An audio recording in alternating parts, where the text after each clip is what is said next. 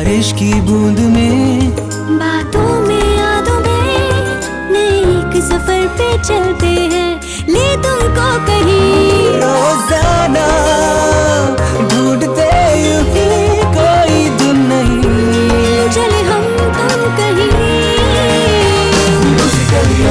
Akashvani FM rainbow, Akashvani FM Rainbow 107.1 MHz. Musically yours.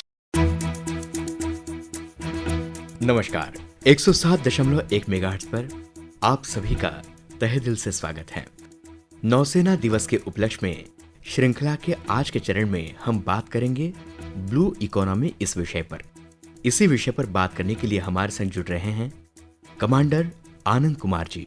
मैं पूरे भारतीय नौसेना के अधिकारियों और नौसैनिकों की तरफ से आपका बहुत धन्यवाद करता हूं कि आपने मुझे अपनी एक्सपीरियंस और अनुभवों को सुनने वालों के साथ साझा करने का मौका दिया। 107.1 मेगाहर्ट्ज पर आरजे अमित के संग कमांडर आनंद कुमार जी जुड़े हुए हैं, जो कि नौसेना अकादमी गोवा और defence services staff college Wellington के पूर्व छात्र हैं। उन्हें 1 जुलाई 1998 को भारतीय नौसेना में नियुक्त किया गया था। समुद्र में जाने का 24 सालों का अनुभव उनके पास है। उन्होंने भारतीय नौसेना के कई अग्रिम पंक्ति के जहाजों पर काम किया है, जिनमें शक्तिशाली विध्वंसक और उभयचर जहाज भी शामिल हैं। उन्होंने भारतीय नौसेना एंटी सबमरीन वॉरफेयर स्कूल 2008 से 2012 और मैरीटाइम वॉरफेयर स्कूल कोच्चि 2016 से 2019 में निर्देशात्मक कर्तव्यों का पालन भी किया।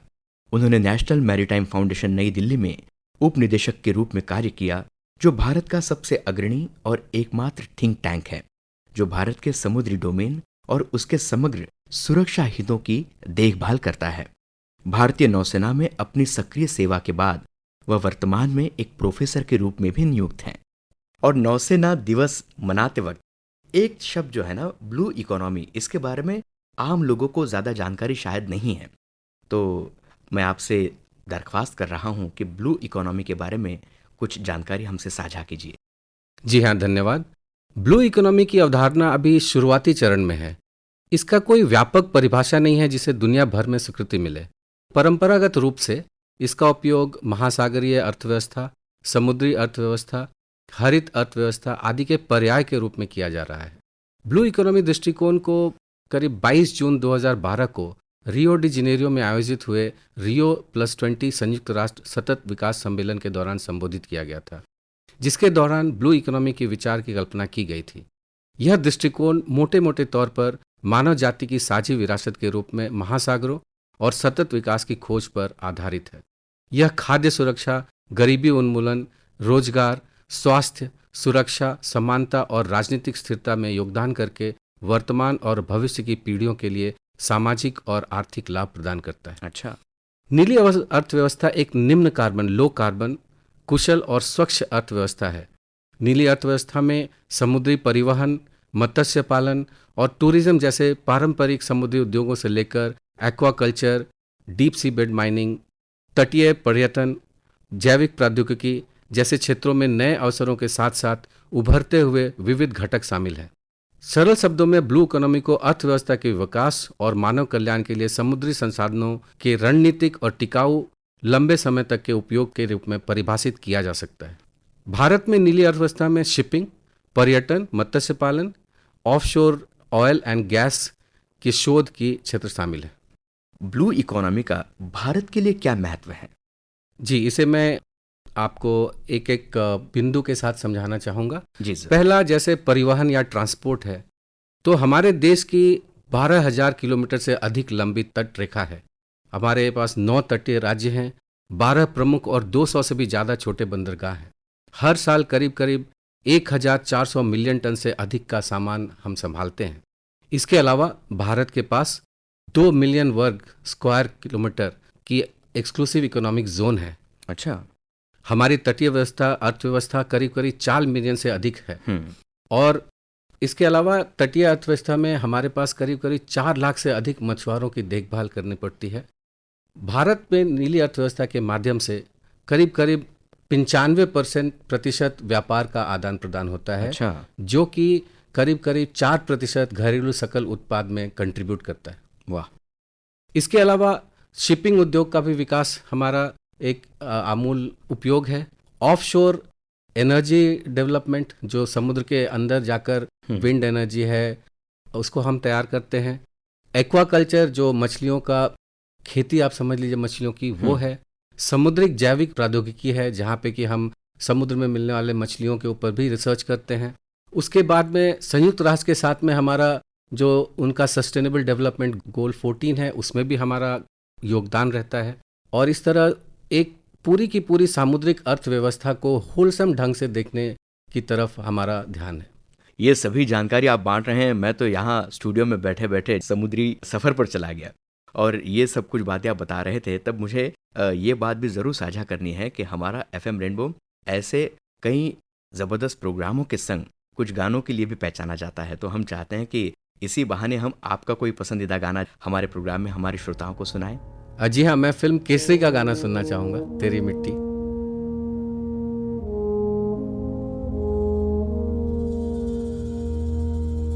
तलवारों पे सरवार दिए, अंगारों में जिस्म जलाया है, तब जाके कहीं हमने सर पे ये केसरी रंग सजाया है।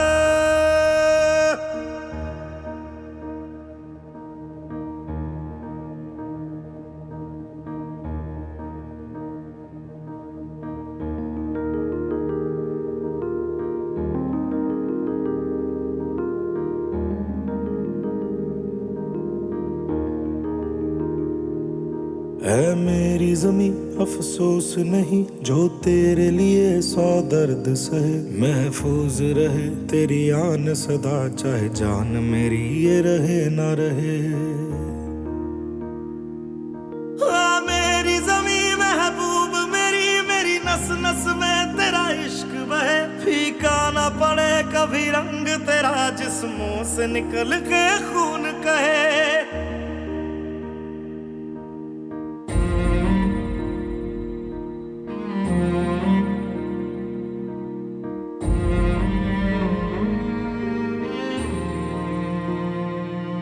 तेरी मिट्टी में मिल जावा, गुल बन के मैं खिल जावा, इतनी सी है दिल की आरज़ू।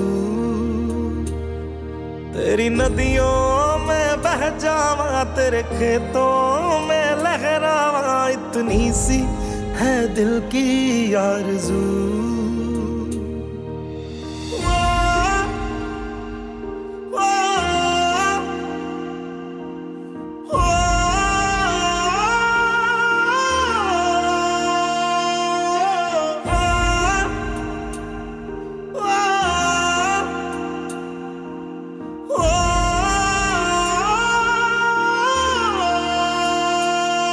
सरसों से भरे खलियान मेरे, जहाँ झूम के भंगड़ा पा न सका, आबाद रहे वो गांव मेरा, जहाँ लौट के वापस जा न सका। ओ वतना में मेरे वतना में, तेरा मेरा प्यार निराला था, कुर्बान हुआ तेरी असमत पे मैं, कितना नसीबों वाला था।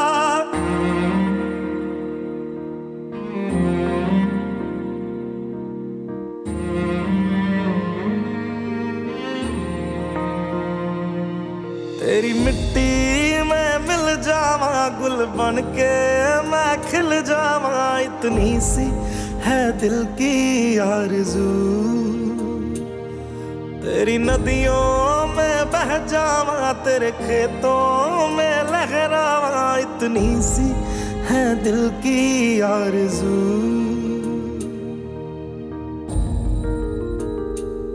केसरी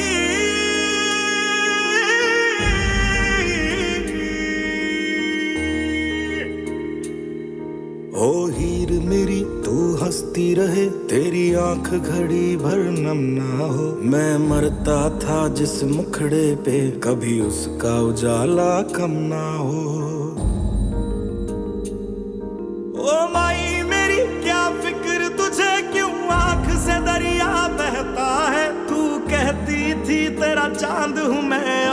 चांद हमेशा रहता है।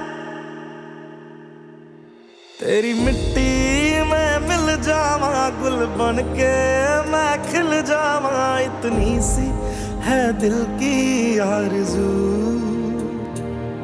तेरी नदियों में बह जावा, तेरी फसलों में लहरावा, इतनी सी है दिल की आरज़ू।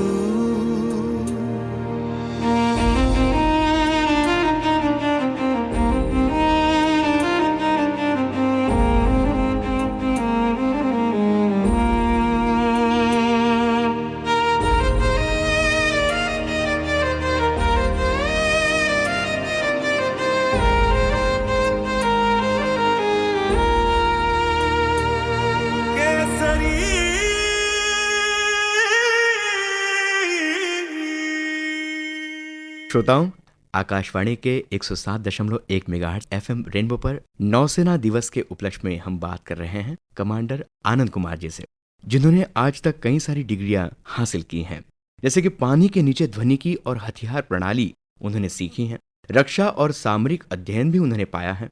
इतना ही नहीं, MBR हो या फिर MSc मनोविज्ञान में भी उन्होंने डिग्री संपादित की है। तो मैं आपसे पूछना चाहूंगा कि ब्लू इकोनॉमी के संदर्भ में भारतीय नौसेना का क्या योगदान है? जैसा कि आप जानते हैं, भारत का लक्ष्य $5 ट्रिलियन की अर्थव्यवस्था के रूप में उभरना है और इसे हासिल करने का एक महत्वपूर्ण तरीका महासागरों की समुद्री व्यापार और समुद्री आधारित अर्थव्यवस्था, जिसे हम नीली अर्थव्यवस्था कहते हैं, की ओर बढ़ना है। नीली अर्थव्यवस्था को बनाए रखने के लिए और उसे सुचारू रूप से आगे बढ़ने के लिए एक स्थिर और सुरक्षित वातावरण की आवश्यकता होती है और यह प्रभावी समुद्री सुरक्षा के माध्यम से ही सक्षम है।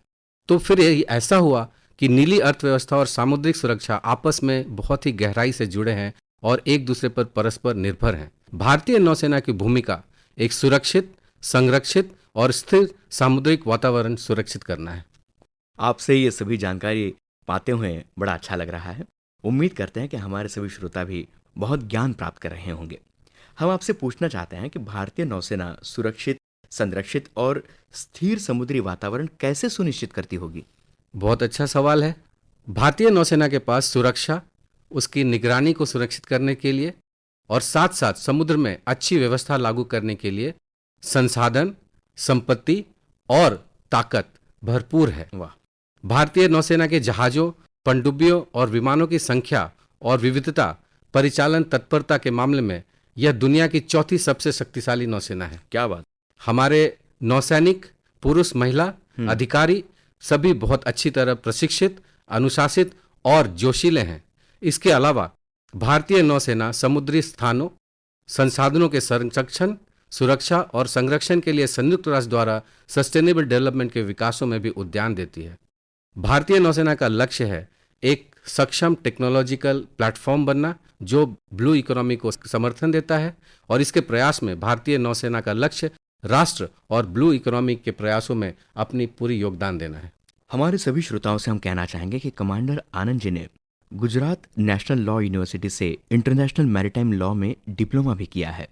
उन्होंने प्रतिष्ठित संस्थान IIT दिल्ली से operation analysis and operation research course भी किया है। आनंद जी, क्या आप हमें उन प्रमुख गतिविधियों के बारे में बता सकते हैं जिनमें भारतीय नौसेना एक संपन्न ब्लू इकोनॉमी के लिए सहायक माहौल सुनिश्चित करने के लिए लगी हुई है? जी हाँ, भारतीय नौसेना कई सारी प्रमुख गतिविधियों को कर रही है। उनमें कुछ महत्वपूर्ण गतिविधियों के बारे में बताता हूँ। हमारा ये प्रयास है कि पूरी समुद्रिक वातावरण सुरक्षित रहे, संरक्षित रहे और शांतिपूर्ण रहे। समग्र समुद्री सुरक्षा करें, फलता फूलता समुद्री व्यापार हो, हमारे पड़ोसी देशों के साथ और समुद्र के जो बाकी कोस्टल स्टेट हैं उनके साथ हमारी पीसफुल रिलेशन रहे, बहुत ही मजबूत द्विपक्षीय और बहुपक्षीय संबंध बाकी देशों के साथ रहे। पर्यावरण की सुरक्षा और संरक्षण एक बहुत महत्वपूर्ण हिस्सा है और भारतीय नौसेना आत्मनिर्भर भारत, मेक इन इंडिया के स्वदेशीकरण में भी काफ़ी बढ़ चढ़ कर हिस्सा ले रही है। सर, आप जो जानकारी बांट रहे हैं वो हमारे श्रोताओं तक हम पहुंचा रहे हैं 107.1 मेगाहर्ट्ज पर। आप सुन रहे हैं नौसेना दिवस के उपलक्ष्य में ये कार्यक्रम। सर, सुरक्षित, संरक्षित और स्थिर समुद्री वातावरण प्रदान करने में भारतीय नौसेना की भूमिका के बारे में आप पहले ही बता चुके हैं। क्या आप समग्र समुद्री सुरक्षा प्रदाता के रूप में नौसेना की भूमिका के बारे में विस्तार से बता सकते हैं? जी हाँ, समग्र समुद्री सुरक्षा मतलब होलिस्टिक मैरीटाइम सिक्योरिटी एक बहुत ही व्यापक शब्द है और भारतीय नौसेना कई अभियानों के माध्यम से इसे पूरा करती है, इसे अचीव करती है। जैसे 2017 से हम मिशन बेस्ड डिप्लॉयमेंट करते हैं, मिशन के हिसाब से हमारी तैनाती होती है कि ये अवधारणा को हमने अपनाया है और इसके माध्यम से भारतीय नौसेना की जहाज़ें भारत के एरिया ऑफ इंटरेस्ट, जहाँ जहाँ भी हमारा इंटरेस्ट है, जहाँ जहाँ भी हमें ज़रूरत है, वो सभी जगह पे हमारे जहाज़ और पोत तैनात होते हैं। जैसे अगर अभी आप कहें तो अभी हर एक जगह पे हमारे नौसेनाएं तैनात हैं।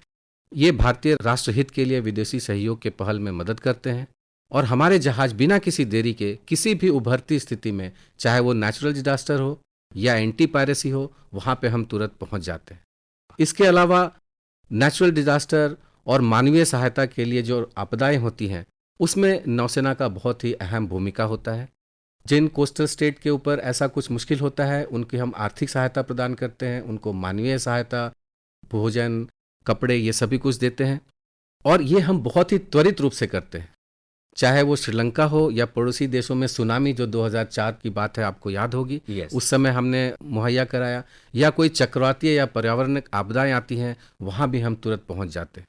इसके अलावा हम गैर लड़ाकू निकास अभियान भी करते हैं। जैसे अभी कुछ दिनों पहले कोविड के बारे में आपने सुना था, तो हमारे देश के जो मूल निवासी हैं, जो बाकी दूसरे देशों में हैं, उनको वहाँ से यहाँ आने की मुश्किल हो रही थी क्योंकि हवाई जहाज बंद हो गए थे, बाकी जहाज बंद हो गए थे।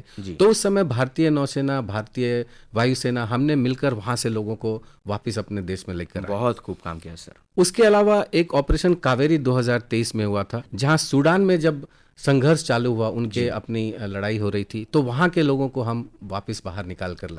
उसके अलावा समुद्र जनित खतरों से सुरक्षा, जो समुद्र से कोई खतरा उत्पन्न होता है तो उसमें भी भारतीय नौसेना के जहाज तुरंत पहुंच जाते हैं और हम उनका ध्यान रखते हैं जी। फिर उसके बाद समुद्री डोमेन जागरूकता, इसको मैरीटाइम डोमेन अवेयरनेस बोलते हैं। मतलब पूरे हिंद महासागर, बे ऑफ बंगाल में अगर कहीं भी कोई जहाज है, मछली की जहाज हो या बड़े जहाज हो, वो क्या कर रहे हैं उस समय, कहाँ क्या हो रहा है, ये सारी जानकारी भारतीय नौसेना की इकट्ठी करती है और उसको फिर हम जिन जिलों को चाहिए उन लोगों को उनका साझा करते हैं।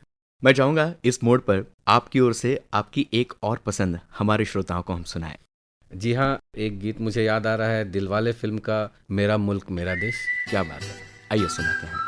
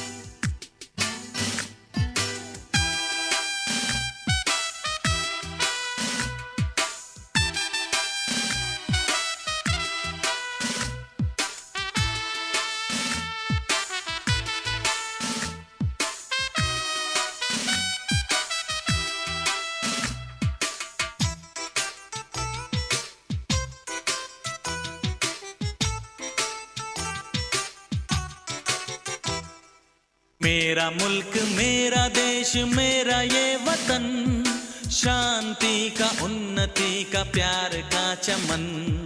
मेरा मुल्क मेरा देश मेरा ये वतन, शांति का उन्नति का प्यार का चमन।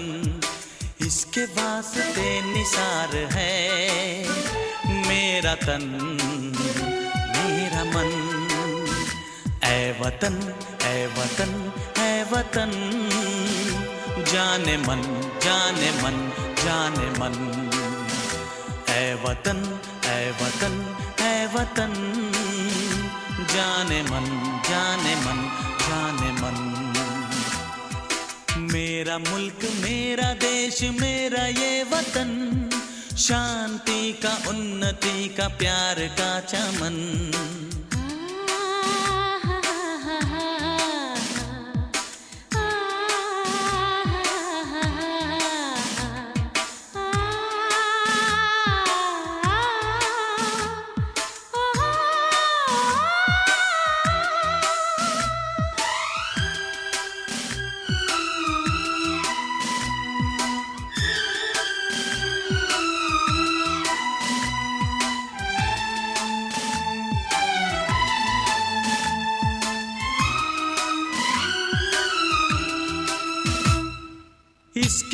मिट्टी से बने तेरे मेरे ये बदन, इसकी धरती तेरे मेरे वास्ते गगन, इसने ही सिखाया हमको जीने का चलन, जीने का चलन। इसके वास्ते निसार है मेरा तन मेरा मन, ऐ वतन ऐ वतन ऐ वतन, जाने मन जाने मन जाने मन। मेरा मुल्क मेरा देश मेरा ये वतन, शांति का उन्नति का प्यार का चमन।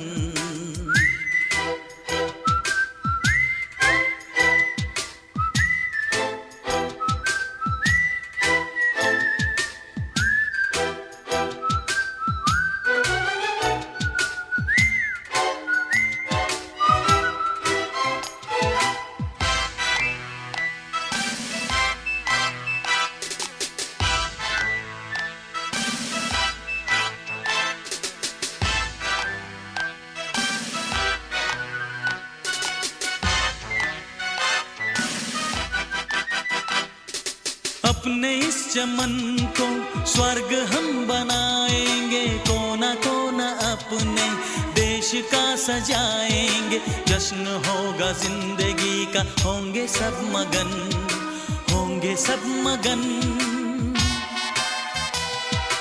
इसके वास्ते निसार है मेरा तन मेरा मन, ऐ वतन ऐ वतन ऐ वतन, जाने मन जाने मन जाने मन। मेरा मुल्क मेरा देश मेरा ये वतन, शांति का उन्नति का प्यार का चमन। मेरा मुल्क मेरा देश मेरा ये वतन, शांति का उन्नति का प्यार का चमन। इसके वास्ते निसार है मेरा तन मेरा मन, ऐ वतन ऐ वतन ऐ वतन, जाने मन जाने मन जाने मन। ऐ वतन ऐ वतन ऐ वतन, जाने मन जाने मन जाने मन।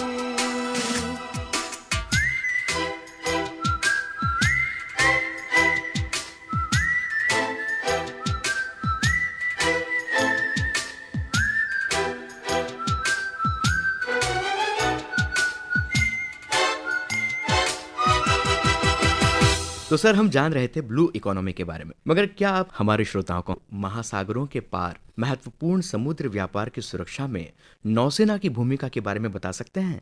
जी हाँ, बहुत अच्छा सवाल। सबसे पहले तो समुद्री डाकू या एंटी पायरेसी और समुद्री गश्ती अभियान, जिसे हम ऑफशोर पेट्रोलिंग का ऑपरेशन कहते हैं, ये दो हमारे बहुत प्रमुख ऑपरेशन होते हैं, जिसमें कि हम अपने पूरे सामुद्रिक क्षेत्र को जलदस्युओं से निपटारा करने के लिए और बाकी किसी भी तरह की अगर इल्लीगल एक्टिविटी हो रही है तो उसको रोकने की कोशिश करते हैं। इससे ये फायदा होता है कि हमारे जो सामुद्रिक परिवहन के रास्ते हैं वो हमेशा ही सुरक्षित रहते हैं। और मुझे गर्व होता है ये बताते हुए कि भारतीय नौसेना दुनिया के सबसे सफल और सक्षम नौसेना के रूप में इस फील्ड में आगे आई है। और मैं आपसे ऐसे दो अभियानों के बारे में जानकारी साझा करूंगा जी। पहला है MV रूएन RUEN मर्चेंट वेसल था ये, जो हमारे जहाज INS कोलकाता ने 16 मार्च 2024 को ये अभियान को किया। उस समय ये जहाज सोमाली पायरेट्स ने इसको हाईजैक कर लिया था और ये करीब करीब सोमालिया से 500 किलोमीटर पूर्व की तरफ, मतलब हमारी तरफ में था ये, जिसको कि दिसंबर 2023 को ही हाईजैक कर लिया था। तो करीब 3 महीने से वो जहाज इन जलदस्युओं के पास था और उसके अंदर जो लोग थे वो वहीं पे थे। तो हमारे जहाज ने करीब करीब 40 घंटे का ये अभियान किया और इसकी सफलता में ये मिली कि पूरे के पूरे 45 जलदस्युओं को हमने पकड़ा और जहाज के जो 17 कर्मचारी थे उन्हें भी हमने बचाया उन पायरेट से। इसके अलावा हम जो है वो समुद्री अनुसंधान और विकास में भी कार्य भाग लेते हैं और हमारे पास में समुद्र के अंदर अन्वेषण करने वाले जहाज भी हैं, सर्वे करने वाले जहाज भी हैं, जिससे हमें ये पता चलता है कि हमारा समुद्री वातावरण, पानी के अंदर हमारा वातावरण कैसा है, उसमें हमारे पास क्या खनिज हैं, क्या संपदाएं हैं और इसका हम कैसे इस्तेमाल कर सकते हैं। जी। उसके अलावा हम सामुद्रिक संसाधनों का संरक्षण भी करते हैं। जैसे हमने बताया कि हमारा एक्सक्लूसिव इकोनॉमिक जोन बहुत ही बड़ा है, 2 मिलियन स्क्वायर किलोमीटर है। तो इस पूरे इलाके में भारतीय नौसेना अपनी कार्रवाई करती है और अगर कहीं पे कुछ कॉन्ट्राबैंड ड्रग्स की हो या किसी तरह के आर्म्स या ह्यूमन ट्रैफिकिंग हो, स्मगलिंग हो, उसको भी रोकने में हमारा बहुत योगदान रहता है। उसके अलावा आपने सुना होगा हमारे देश की सागरमाला प्रोजेक्ट है, तो उसमें भी हमारा जो बंदरगाह हैं उसके मॉडर्नाइजेशन के लिए, उसके डेवलपमेंट के लिए, हर एक पोर्ट के बीच की कनेक्टिविटी बढ़े और बंदरगाह से मिलता हुआ इंडस्ट्रियल डेवलपमेंट, उसके तरफ भी भारतीय नौसेना अपनी सहायता करती है। और कुल मिलाकर कहूँ तो ये पूरे हमारे सामुद्रिक इलाके में जो हमारे एरिया ऑफ इंटरेस्ट है, उनके सुरक्षा को और उस एरिया में सब कुछ कानून की तरह से हो और किसी भी तरह से हमारे देश की किसी भी इंटरेस्ट को कोई हार्म ना हो, वो नेवी इंश्योर करती है। हमें सच में बड़ा गर्व है नौसेना पर। सर, आज के माहौल को ध्यान में रखते हुए जहां दुनिया 2 बड़े संघर्षों का सामना कर रही है, शांतिपूर्ण पड़ोस और द्विपक्षीय और बहुपक्षीय संबंध राष्ट्रीय हित को आगे बढ़ाने के लिए केंद्र में है, भारतीय नौसेना इस क्षेत्र में कैसे योगदान दे रही है? बहुत अच्छा सवाल है। भारतीय नौसेना हमेशा इस क्षेत्र में बहुत आगे बढ़कर काम करती है और जो हमारा डिप्लोमेसी है इसका एक बहुत ही महत्वपूर्ण टूल भी है और हम इसमें कई सारे कार्य करते हैं। जैसे पहला, जो भी हमारे सहयोगी मित्र देश हैं उनके नौसैनिकों को और उनके नौसैनिक अधिकारियों को हम यहाँ पे प्रशिक्षण देते हैं जी। नौसेना में जहाज कैसे चलाना है, शस्त्र कैसे चलाने हैं, इन सब के बारे में। और इसमें हमारे पास बहुत सारे देश हैं जैसे Bahrain, Oman, Sri Lanka, Mauritius, Vietnam, कुछ ऐसे नाम आपको बताया मैंने जी। इससे होता यह है कि हमें उनके बारे में पता चलता है, उन्हें हमारे कार्य करने की प्रणाली पता चलती है, दोनों के बीच में आपस में दोस्ती बढ़ती है, इससे हमारे पार्टनरशिप बढ़ते हैं, आपस में सहयोग बढ़ता है, आपस में ट्रस्ट बढ़ता है और इससे दोनों देशों के बीच और इस तरह के देशों के बीच बहुत अच्छा डिप्लोमेटिक रिलेशन भी बढ़ता है, जिसके कारण सामुद्रिक सुरक्षा और सुरक्षित व्यवस्था बनाने में बहुत सहायता मिलती है। वाह। फिर हम द्विपक्षीय और बहुपक्षीय आपस में सहयोग भी करते हैं। जैसे कि हम उनके साथ एक्सरसाइज करते हैं, बायलैटरल एक्सरसाइज करते हैं 2 देशों के बीच या कई सारे देशों के बीच मिलकर हम समुद्री एक्सरसाइज अभियान करते हैं जहां पे उनके जहाज और हमारे जहाज साथ में मिलकर जाते हैं और अलग अलग एक्टिविटीज को करते हैं। जैसे अभी हमने मलाबार 2024 किया जिसमें कि क्वाड नेशन जो आपने सुना होगा वो हैं, उसमें अमेरिका थी, जापान और ऑस्ट्रेलिया थी। इसके अलावा हम 2024 फरवरी को हमने एक बहुत ही बड़ा मल्टीनेशनल एक्सरसाइज किया था जिसका नाम था मिलन 2024। अच्छा। और जिसमें 50 देशों की नौसेनाएं भाग लिया था। फिर हम इसी तरह का एक और करते हैं, कॉर्पैट उसको बोलते हैं, जिसको कोऑर्डिनेटेड पेट्रोल, साथ में मिलकर पेट्रोलिंग करना, जो हमारे neighbouring look act east policy को आप समझो कि हेल्प करता है जी। जिसमें हम जॉइंट पेट्रोलिंग करते हैं, एक्सरसाइज करते हैं। ये हमारा बांग्लादेश, इंडोनेशिया और थाईलैंड के साथ होता है।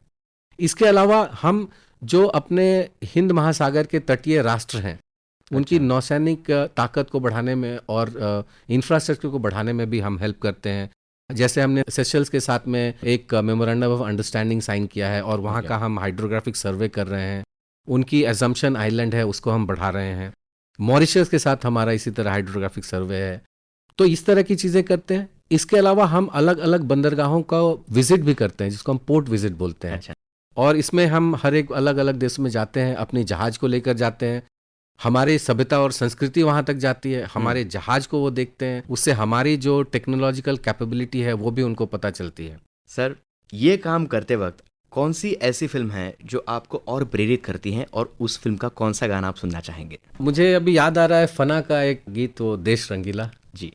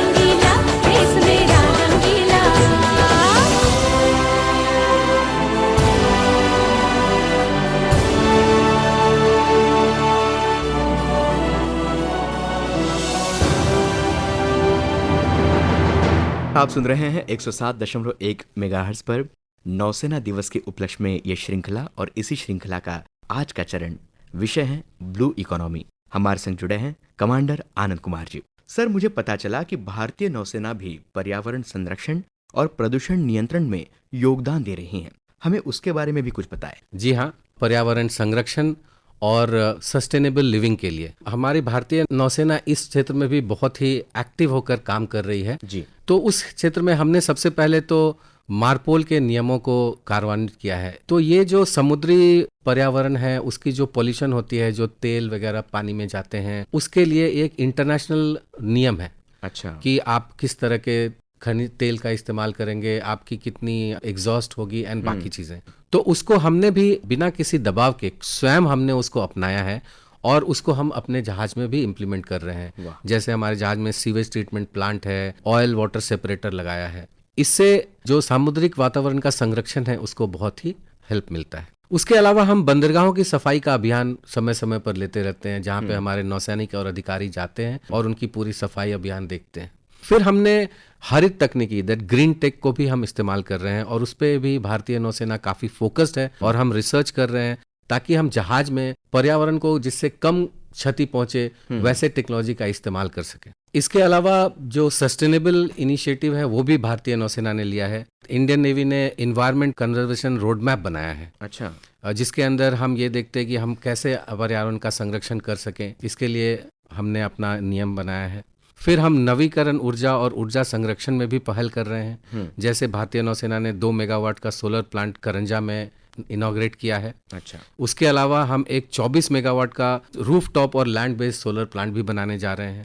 फिर भारतीय नौसेना बायोडीजल का भी यूज कर रही है। वाहन प्रदूषणों को भी कम करने के ऊपर हमारा बहुत ध्यान है जी। और जल संरक्षण के ऊपर तो नेवी काफी काम कर रही है। वाह सर, हम आपसे आखिर में पूछना चाहेंगे कि आप हमारे युवाओं को और सभी श्रोताओं को क्या संदेश देंगे?